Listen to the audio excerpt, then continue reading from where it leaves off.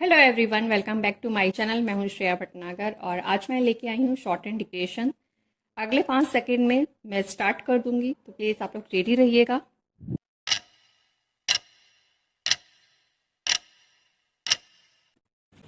इस एकमात्र तथ्य से स्पष्ट है कि इस्लामी इल्म से आतंकवाद का कितना सीधा संबंध है। तब बार बार दोहराना कि आतंकवाद को किसी मजहब से नहीं जोड़ना चाहिए एक आत्मघाती प्रवचना है। इस्लामी आतंकवादी संगठन उनके ट्रेनिंग केंद्र और विचारों को उन्हें पनपाने वाली जमीन से काटकर नहीं समझा जा सकता। आज सबसे बड़ी बाधा यह है कि आतंकवाद को वैचारिक, नैतिक, भौतिक समर्थन देने वाले सभी तत्वों से आंख चुराकर लड़ने की बात की जाती है।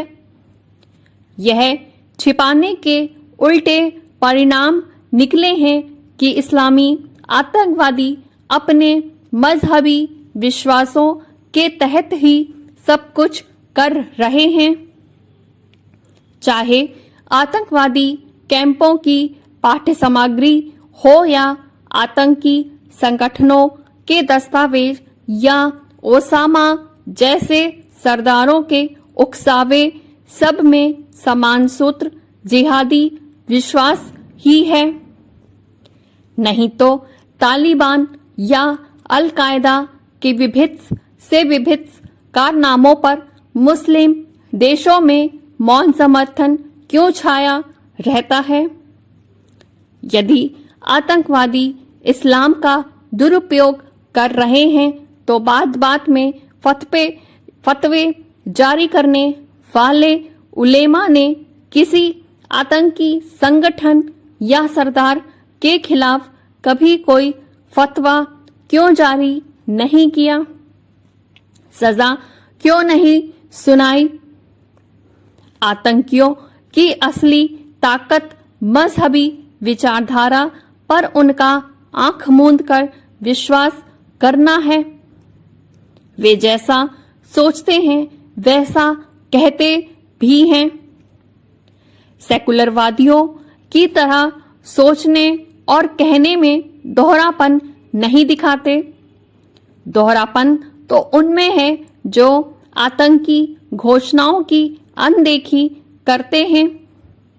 जिहादी मानसिकता तब तक समाप्त नहीं होगी जब तक अपने विचारों पर उसका भरोसा अडिग रहेगा। यह विश्वास तभी हिलेगा जब उसके बुनियादी मजहबी अंधविश्वासों को खुलकर चुनौती दी जाएगी। भावनाओं के नाम पर सकुचाने से उल्टे विध्वंस का पैमाना बढ़ता जाएगा। मुंबई का हमला इसका उदाहरण है। इस असुविधाजनक सच्चाई का सामना करने से बचकर हम अगले और बड़े हमलों को निमंत्रण दे रहे हैं। अतः जरूरी है कि आतंकवादियों के वैचारिक सूत्रधारों के बयानों को गंभीरता से लिया जाए।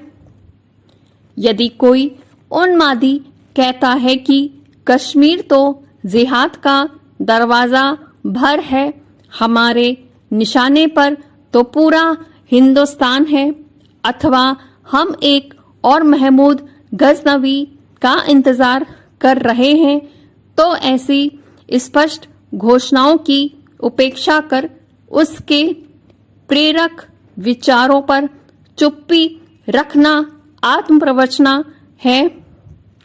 बार बार एक नकली बात कहकर असली लड़ाई से बचने की कोशिश बुद्धिमानी नहीं है। ये थी मेरी आज की डिक्टेशन। यहाँ मुझे एक जगह मेरे से मिस्टेक हुई है, मैंने इसकी जगह उसके बोल दिया है नीचे पे एंडिंग में ही। आप देखिएगा, आपने देखा होगा कि यहाँ पे मैंने इसके प्रेरक विचारों बोल दिए की जगह उसके बोल दिया है, तो ये मेरे से थोड़ी सी मिस्टेक हो गई है। और आज की डिक्टेशन अगर आपको लिखते बनी हुई हो, शब्द क्लियर लगे हो, तो प्लीज वीडियो को लाइक किया करिए, शेयर कीजिए। जितना ज्यादा आप शेयर करेंगे, लाइक करेंगे, उतनी ज्यादा मेरी ये वीडियो रैंकिंग में आएगी। तो बस आप सबसे मेरी यही रिक्वेस्ट है कि प्लीज एक लाइक कर दिया करिए। जितने भी लोग डिक्टेशन ले रहे हैं, आपको अगर अच्छी लग रही है, समझ में आ रही है, तो प्लीज एक लाइक करने में कुछ नहीं जाता है, एक लाइक कर दिया करिए, तो रैंकिंग में आ जाएगी मेरी वीडियो। और बस चैनल पे यूं ही बने रहिए, शेयर कीजिए, और चैनल को सब्सक्राइब नहीं किया तो आप सब्सक्राइब कर लीजिए। और आप बता सकते हैं कि मैं किस टॉपिक पे वीडियो लेके आऊं, इसके अलावा तो मैं उस पर वीडियो लाऊंगी। और बस मिलते हैं अब जल्दी एक नई डिक्टेशन के साथ में। अगली डिक्टेशन जो मैं बोलने जा रही हूँ उसका मैं इमेज लगा दूंगी अभी यहाँ पे लास्ट में। और ये बहुत बड़ी डिक्टेशन नहीं कह सकते हैं इसको, ठीक ठीक कहेंगे, जो आज हुई है ठीक ही ठीक है। और अगली जो मैं बोलूंगी वो बहुत बड़ा पैरा है, तो इसको मैं 2 भागों में ही बोलूंगी। मैं बता देती हूँ मैं कहाँ से कहाँ तक का बोलूंगी। स्टार्टिंग से लेकर मैं यहाँ तक बोल दूंगी। लास्ट लाइन है ढुलमुल रवैये पर भी, तो यहाँ तक का मैं बोल दूंगी। और फिर इसके आगे का जो होगा इसी तरह बिजत भाजपा, यहाँ से एंडिंग तक का मैं उसके नेक्स्ट पे बोलूंगी, ठीक है। इमेज में पूरी एक साथ लगा दूंगी इस पेज की, ताकि आप लोगों को कहीं कोई दिक्कत परेशानी ना हो। तो जितने भी टफ वर्ड्स हैं उनकी आप प्रैक्टिस कर लीजिएगा। और बस यही कहूंगी, अगर पसंद आ रहा है तो प्लीज एक लाइक कर दिया करिए। इसमें कुछ नहीं चाहता है, आपके बिल्कुल पैसे नहीं लगेंगे, बल्कि मेरी वीडियो रैंकिंग में आ जाएगी। बस इतना सा आप लोग का सपोर्ट चाहिए है। और बस मिलते हैं अब नेक्स्ट डिक्टेशन में, तब तक के लिए bye bye, take care, thank you.